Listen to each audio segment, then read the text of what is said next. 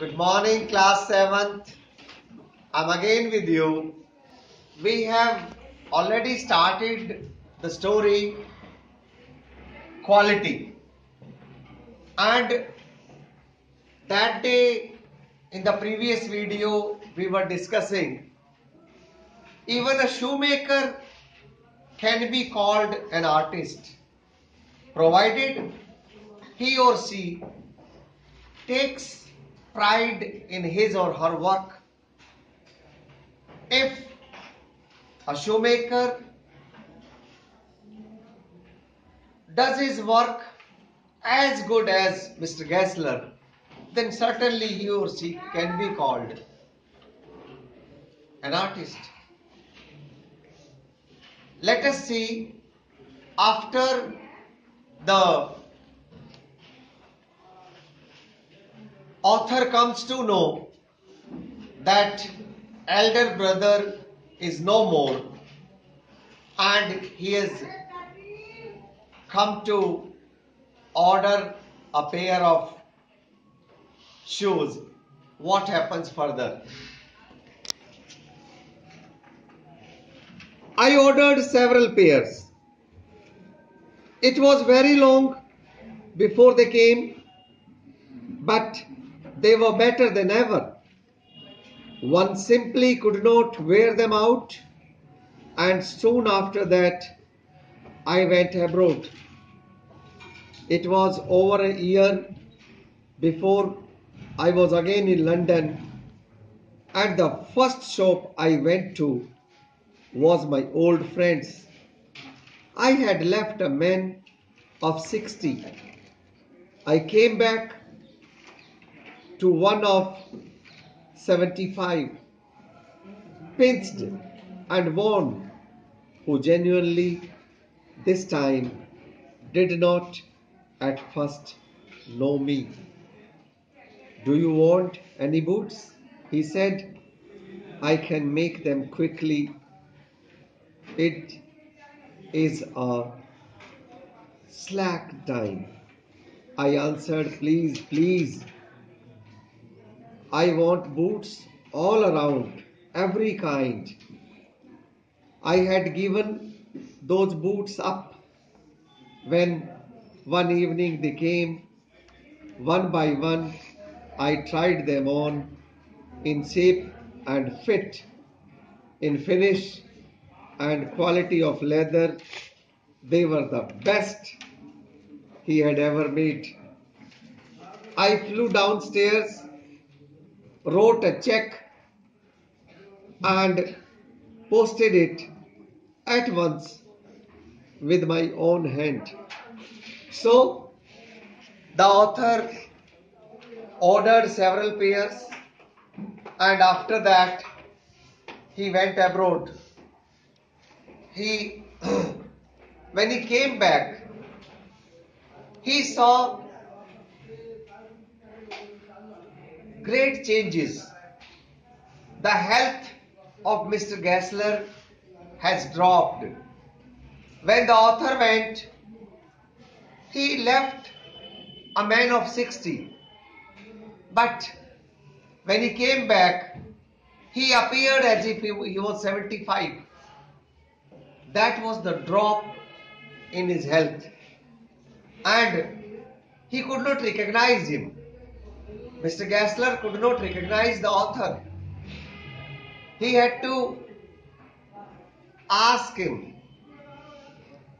whether he wanted boots, and then the author had to tell him that he wanted many pairs of boots. He received them very soon. He dropped him the check. Let us see what happens further in the story. A week later, passing the little street, I thought I would go in and tell him how splendidly the new boots fitted. But when I came to where his shop had been, his name was gone. I went in very much disturbed. In the shop, there was a young man with an English face. Mr. Gassler in? I said, no, sir. He said, no. But we can attend to anything with pleasure. We have taken the shop over. Yes, yes, I said. But Mr. Gassler? Oh, he answered, dead. Dead? But I only received these boots from him last Wednesday week. Ah, he said, poor old man starved himself. Slow starvation, the doctor called it. You see, he went to work in such a way, would keep the shop on, wouldn't have a soul touch his boots except himself. When he got an order, it took him such a time. People won't wait. He lost everybody. And there he would sit, going on and on. I'll say that for him, not a man in London made a better boot. But look at the competition. He never advertised.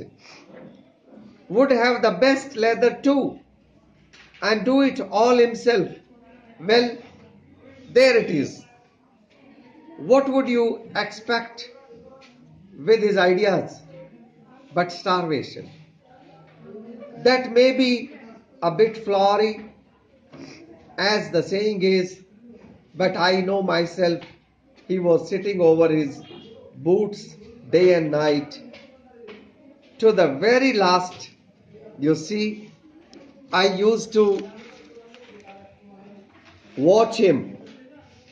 Never gave himself time to eat. Never had a penny in the house. All went in rent and leather. How he lived so long, I don't know. He regularly let his fire go out. He was a character, but he made good boots. Yes, I said, he made good boots. So, after a week or so, when the author visited again with the intention of thanking him that the boots this time were the best ever made, when he reached there, he did not see Mr. Gassler over there. He saw somebody else sitting over there. He was an English face. And when he asked about Mr. Gassler, the person told the author that Mr. Gassler was no more.